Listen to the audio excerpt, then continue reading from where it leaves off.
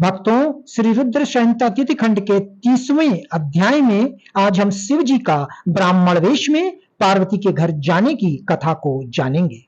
ब्रह्मा जी बोले, हे नारद, गिरिराज हिमालय और देवी मैना के मन में भगवान शिव के प्रति भक्ति भाव देखकर सभी देवता आपस में विचार विमर्श करने लगे। तब देवताओं के गुरु बृहस्पति और ब्रह्मा जी से आज्ञा लेकर सभी भगवान शिव के पास कैलाश पर्वत पर गए। वहां पहुंचकर उन्होंने हाथ जोड़कर शिव जी को प्रणाम किया और उनकी अनेकों अनेक बार स्तुति की। तत्पश्चात देवता बोले, हे देवादिदेव महादेव, भगवान शंकर, हम दोनों हाथ जोड़कर आपकी शरण में आए हैं। हम पर प्रसन्न होइए और हम पर अपनी कृपा दृष्टि बनाए। प्रभु, आप तो भक्त वत्सल हैं और अपने भक्तों की प्रसन्नता के लिए कार्य करते हैं। आप दीन दुखियों का उद्धार करते हैं। आप दया और करुणा के अथाह सागर हैं। आप ही अपने भक्तों को संकटों से दूर करते हैं तथा उनकी सभी विपत्तियों का विनाश करते हैं।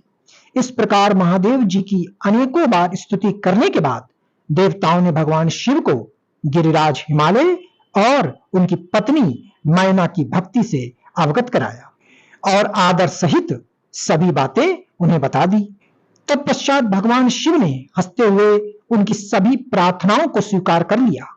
तब अपने कार्य को सिद्ध हुआ समझकर सभी देवता प्रसन्नता पूर्वक अपने अपने धाम लौट गए। जैसा कि सभी जानते हैं कि भगवान शिव को लीलाधारी कहा जाता है। वे माया के स्वामी हैं। पुनः वे शैलराज हिमालय के घर गए। उस समय राजा हिमालय अपनी पुत्री पार्वती सहित सभा भवन में बैठे हुए थे। उन्होंने ऐसा रूप धारण किया कि वे कोई ब्राह्मण अथवा साधु संत जान पड़ते थे। उनके हाथ में दंड व छत्र था। शरीर पर दिव्य वस्त्र तथा माथे पर तिलक शोभा पा रहा था। उनके गले में सालग्राम तथा हाथ में स्फटिक की माला थी।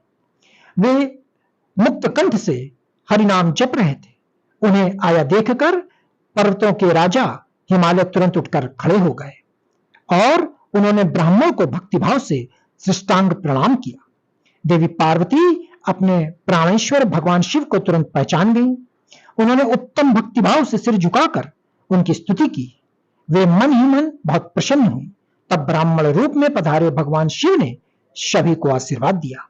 तत्पश्चात हिमालय ने उन ब्राह्मण देवता की पूजा आराधना की और उन्हें मधुपर्क आदि पूजन सामग्री भेंट की, जिसे शिव जी ने प्रसन्नता पूर्वक ग्रहण किया।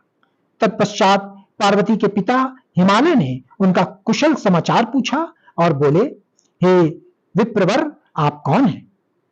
यह प्रश्न सुनकर वे ब्राह्मण देवता बोले, हे गिरिराज श्रेष्ठ, मैं वैष्णव ब्राह्मण हूं और भूतल पर भ्रमण करता रहता हूं। मेरी गति मन के समान है। एक पल में यहां तो दूसरे पल में वहां।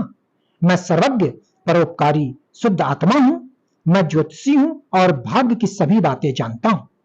क्या हुआ है, क्या होने वाला है, यह सब कुछ मैं जानता हूं। मुझे ज्ञात हुआ है कि आप अपनी दिव्य कुशल क्षणा पुत्री पार्वती को, जो कि सुंदर एवं लक्ष्मी के समान है, आश्रय विहीन, क्रूप और गुणहीन महेश्वर शिव को सौंपना चाहते हैं।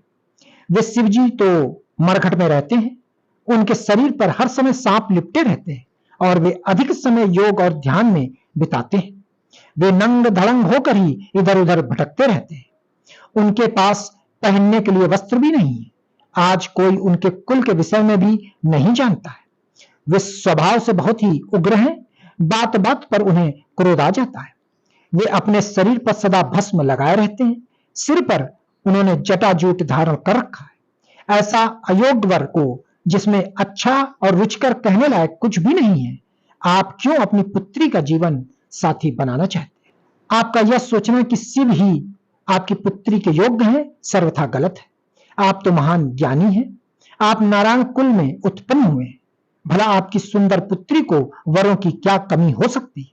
उस परम सुंदरी से विवाह करने को अनेकों देश के महान वीर, बलशाली, सुंदर, स्वस्थ राजा और राजकुमार सहर्ष तैयार हो जाएंगे।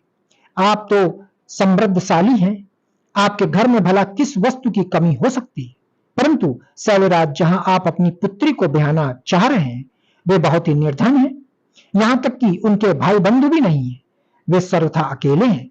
गिरिराज हिमालय आपके पास अभी समय है, अतः आप अपने भाई बंधुओं, पुत्रों व अपनी प्रिय पत्नी देवी मैना से इस विषय में सलाह कर लें, परंतु अपनी पुत्री पार्वती से इस विषय में कोई सलाह ना लें, क्योंकि वे शिव के गुण दोषों के बारे में कुछ भी नहीं जानती। ऐसा कहकर ब्राह्मण देवता, जो वास्तव में साक्षात भगवान शिव ही थे, हिमालय का आदर सत्कार ग्रहण करके आनंद पूर्वक वहां से अपने धाम को चले गए। भक्तों, आगे की कथा श्री रुद्र संहिता तिथि खंड का 31वां अध्याय सुनना न भूलें। ओम नमः शिवाय।